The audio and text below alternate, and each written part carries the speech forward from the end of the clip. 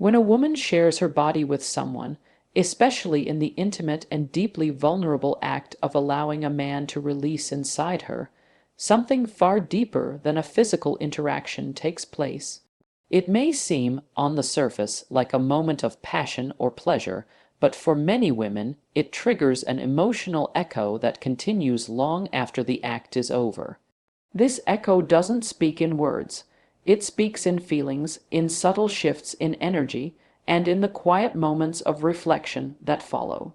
It's a sense that something sacred was touched, something personal was shared, and something irreversible may have occurred. The body, the mind, and the spirit react in layers, often beyond her conscious awareness. For a woman, this moment is often felt with a gravity that men may not fully comprehend. When that release happens inside her, it is not just a release of fluid, it becomes a symbolic transfer of energy. The feminine body is a receiver by nature, not only biologically but emotionally. She absorbs, she feels, and her nervous system records everything. Whether she is consciously aware of it or not, her subconscious mind registers the event. It takes note of the environment, the energy, the intention behind it, and it assigns meaning to it. That meaning may be tied to love, trust, intimacy, or sometimes it may be clouded by uncertainty, confusion, or vulnerability. Many women feel a kind of openness afterward, a space inside them that doesn't close as quickly as the act ends. This is not simply about physical openness, it is emotional and spiritual. When she receives a man in that way, especially if it is unprotected and deeply intimate, a part of her internal world is impacted. It is as if her soul is asking, "What does this mean? What was shared here?" She may not consciously ask these questions, but the emotional ripple is real. She may feel more bonded, more exposed, or even more fragile. That bond, whether welcome or not, begins to form immediately in the unseen realm of emotion. There's a silent intensity that builds in her emotional core. Sometimes it's beautiful, sometimes it feels like closeness. A warm presence, a feeling of being chosen. Other times it feels like a deep questioning, an insecurity, a wave of emotional vulnerability that creeps in when the moment passes and she finds herself alone with her thoughts. She may start to wonder, was this just about pleasure for him? Did this mean the same thing to both of us? Am I going to be okay? These aren't random questions. They are soul-level whispers rising from an act that is far more complex than just bodies meeting. The emotional echo is not just about feelings of love or attachment.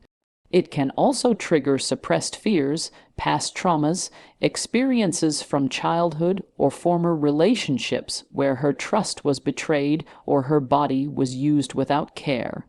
Her body remembers, her mind may not replay every detail, but her nervous system stores it. So when she allows a man to come inside her, it awakens layers of memory, some known, some buried. She may not fully understand why she feels a sudden drop in mood, or why she becomes quieter or more introspective afterward.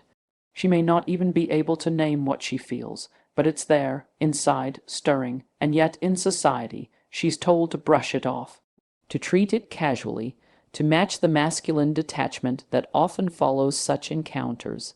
But her biology and emotional design are not casual. She is built to nurture, to hold, to protect. Her body is designed to create life, to sustain it.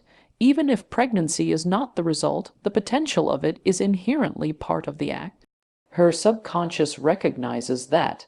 It connects intimacy to the possibility of creation, which in turn is connected to deep responsibility and emotional presence. So, when that presence is not there, when she is left to carry the weight of the experience alone, a fracture begins to form. Sometimes she'll try to rationalize it. It's just sex. I wanted this too. I knew what I was doing. And while all of that may be true, the emotional echo doesn't respond to logic. It responds to energy, it responds to intention, and it responds to how she is treated afterward. Was there care? Was there emotional safety? Was there clarity about what this meant? Because when those elements are missing, she may feel abandoned within herself, even if he didn't physically leave. That internal abandonment is often worse. It's the feeling that she betrayed her own boundaries, her own intuition, or her own emotional needs for a moment of connection that didn't last. And then she begins to carry that weight silently. She may feel the need to retreat, to avoid eye contact, to overthink, to question her worth, and yet she doesn't always have the words for it because society doesn't give her the language for what she's experiencing. She's taught to move on quickly, to not appear emotionally needy, but inside the echo continues.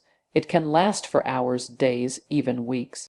That's because what happened wasn't just physical, it was energetic, it was symbolic, it was, in a way, spiritual. A woman's internal world processes more than she can explain, and when a man releases inside her, her entire being takes note, whether he ever does or not. After the intensity of the moment fades and her body begins to settle, a different kind of storm can begin to brew inside her. It's quiet, subtle, and sometimes imperceptible at first, but it grows guilt, shame, confusion. These feelings don't always arrive as loud thoughts, but more often as sensations, tightness in the chest, a sudden wave of self-doubt, or the haunting silence that settles in after he leaves or turns away. A woman may find herself lying awake, trying to make sense of what she feels. She may question whether she's overreacting or being too emotional, but something deep inside whispers that something isn't sitting right, and that something begins to gnaw at her spirit. Even in situations where intimacy is completely consensual, where she made the choice fully, where the connection was wanted, there is still room for emotional conflict. She may have wanted him, desired closeness, and even trusted him in the moment. But afterwards, when the emotional dust settles, she may begin to feel hollow, unsettled, or even disconnected from herself. This internal clash between what she wanted and what she now feels is where guilt begins to creep in. It's not about the act itself, but about the emotional response that follows when reality doesn't align with expectation, when feelings that should have grown deeper instead feel absent or flat. She may start to question her own judgment. Why did I let this happen? Did I misread the connection? Was this the right time? Am I even ready for this kind of intimacy? And often, these questions spiral into self-criticism. It's as if she begins to turn on herself, blaming her heart for wanting something deeper or her body for needing affection. This is not weakness. This is the consequence of internal misalignment, where her soul wanted love, but only her skin was touched, where her emotions hoped for connection, but were met with distance or indifference. Shame begins to wrap itself around her like an invisible cloak. It's not always dramatic. Sometimes it's as simple as avoiding her own reflection in the mirror. Sometimes it shows up as irritability, emotional withdrawal, or sudden sadness that seems to have no explanation. She may cancel plans, avoid conversations, or lose interest in things that normally bring her joy. These aren't coincidences. They are symptoms of emotional conflict. The act that should have made her feel seen, desired, and connected instead left a quiet ache, and because she doesn't want to be seen as too sensitive or too attached, she often keeps this conflict to herself. For many women, the confusion comes from trying to make sense of how something that felt right in the moment now feels so wrong. She remembers how he looked at her, how he touched her, the words he said in between kisses. And now, when those same eyes look away, or the words go silent, she's left to interpret the meaning alone. This is where the mind starts overanalyzing, trying to fill in emotional blanks with imagined narratives. Maybe he didn't feel what I felt. Maybe this was just physical for him. Maybe I gave too much too soon.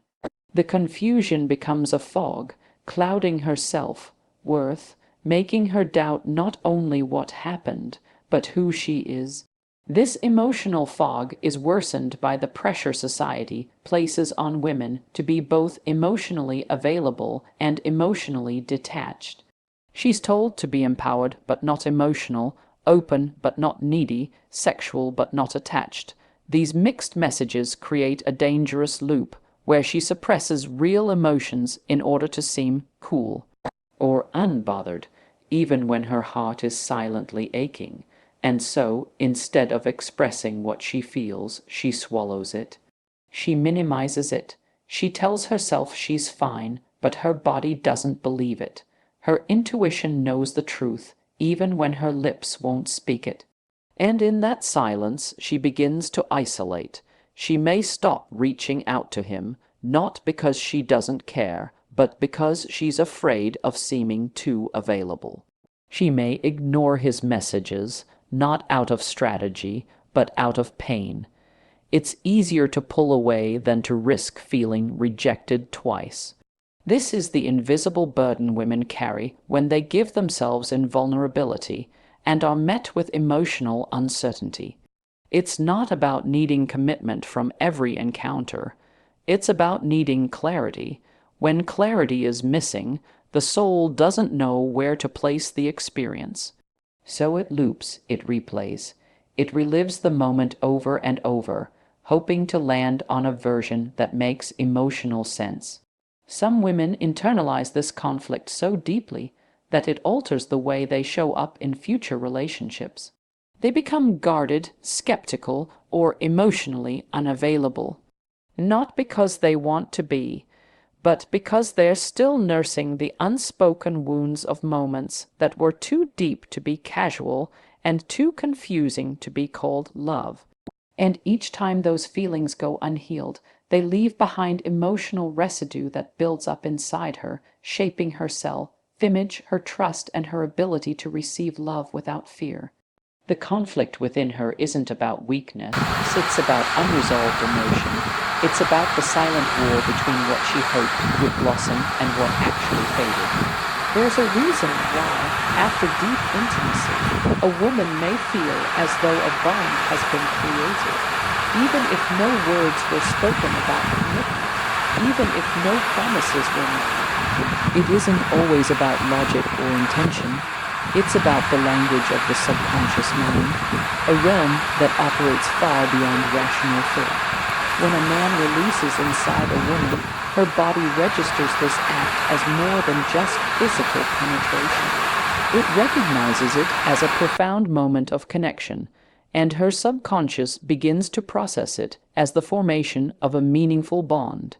Whether she is emotionally prepared or not, this energetic exchange plants itself deep within her internal world.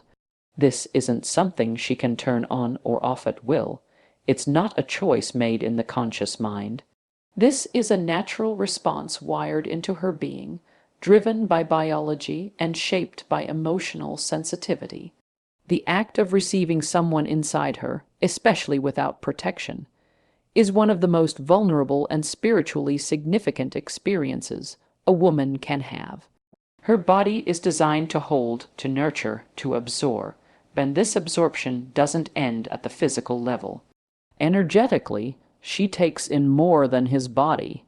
She takes in his presence, his emotional state, his intention, and his energy.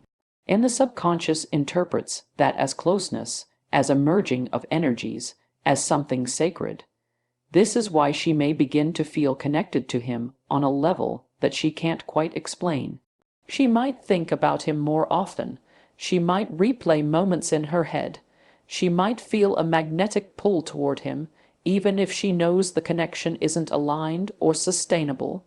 That's because her subconscious has already begun building emotional pathways between her and him.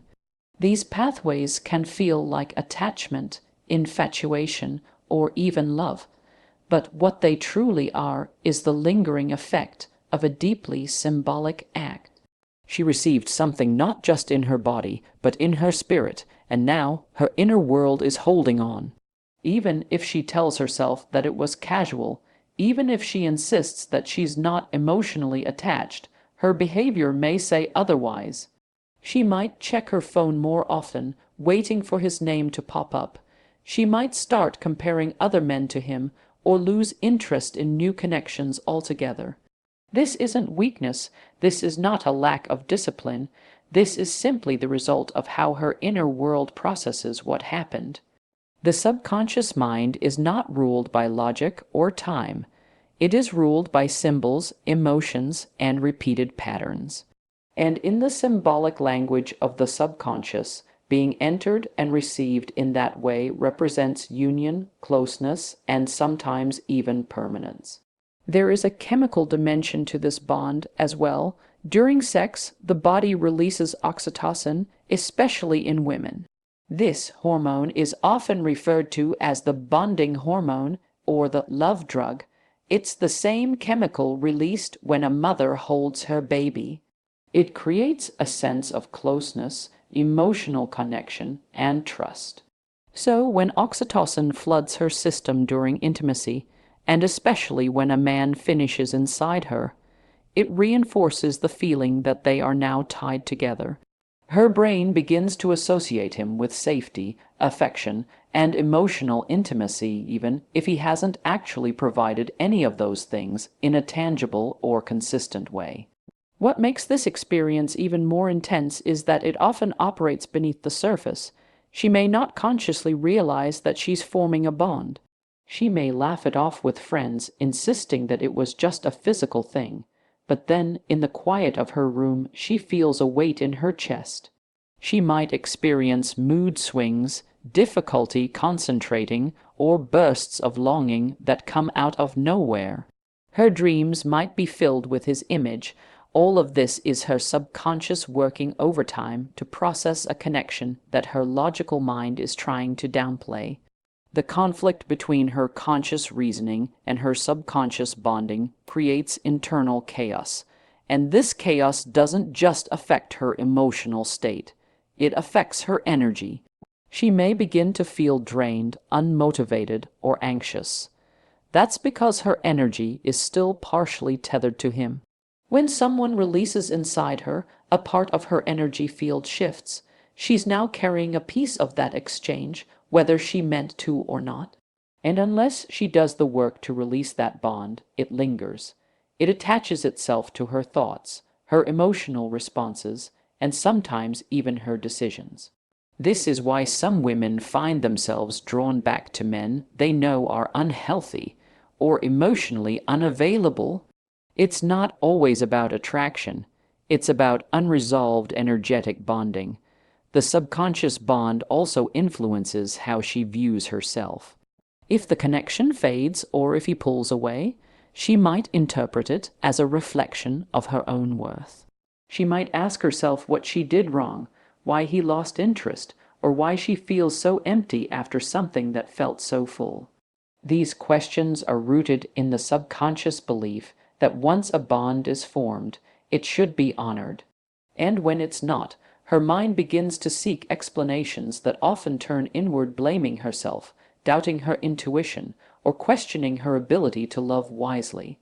All of this leads to a truth that few people acknowledge.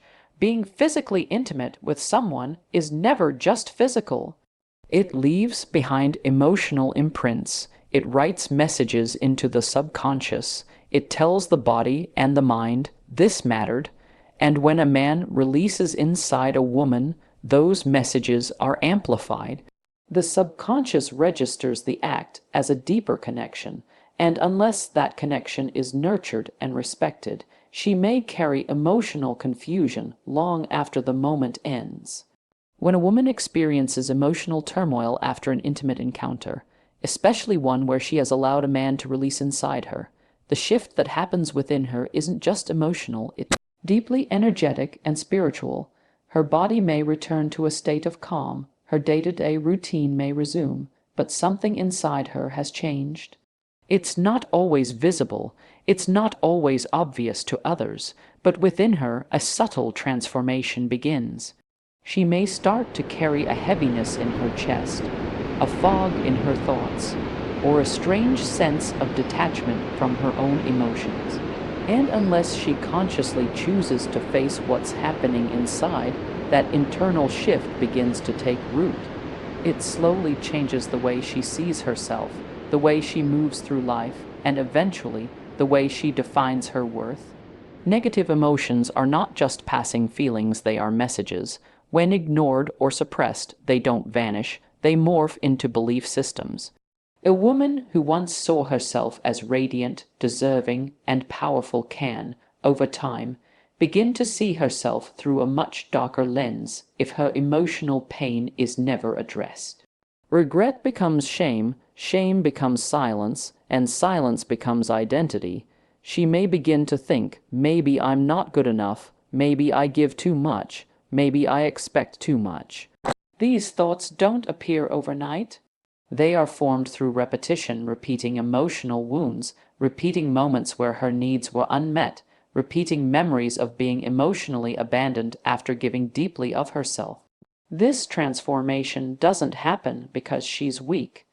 It happens because she's sensitive, emotionally aware, and deeply intuitive. Her mind and body are interconnected in ways that most people never understand. Every act of vulnerability she offers is tied to hope that she'll be seen, held, and valued.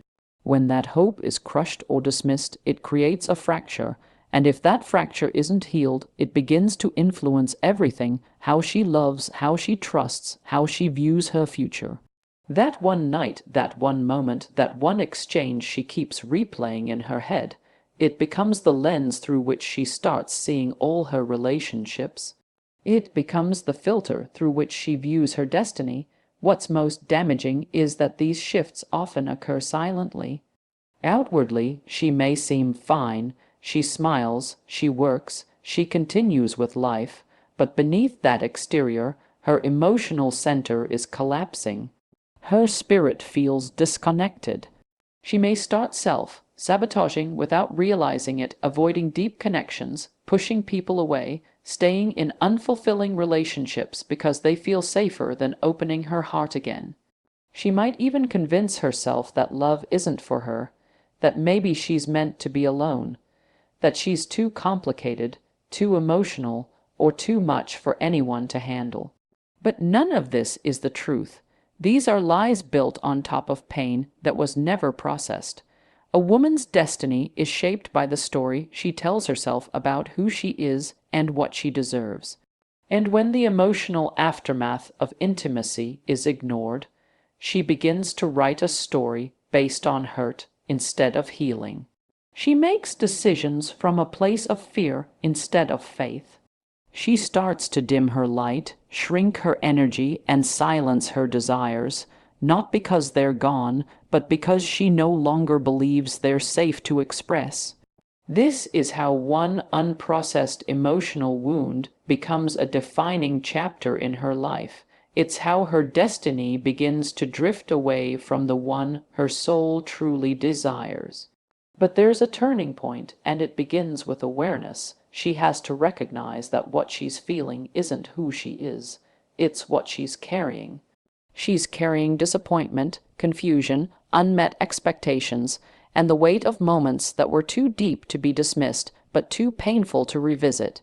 She must understand that emotional pain is not a sign of weakness, it's a signal. It's her inner guidance system alerting her to a misalignment. And until that misalignment is corrected, it will continue to create tension in her life, pulling her away from peace, fulfillment, and the love she truly deserves. Healing starts by turning inward and acknowledging what was felt, even if it seems irrational or inconvenient. She doesn't need permission to grieve what felt sacred to her. She doesn't need validation from anyone to honor what that moment meant for her heart. She only needs to give herself the space to feel it, to name it, and to move through it without judgment. This is how emotional shifts are reversed. This is how destiny begins to realign, by reclaiming ownership of her narrative, not the one that pain wrote, but the one that truth reveals. The truth is that no moment, no mistake, no intimate exchange has the power to define her unless she allows it. Her worth was never dependent on how someone treated her afterwards. Her future doesn't belong to the version of herself that felt broken or confused. It belongs to the part of her that chooses to rise, to reflect, to learn, and to return to love. Not just romantic love, but self-love. When she starts making choices based on wholeness instead of wounds, everything begins to change. Her energy shifts. Her standards rise, her intuition sharpens, and slowly her destiny begins to take a different shape. One built on alignment, not abandonment,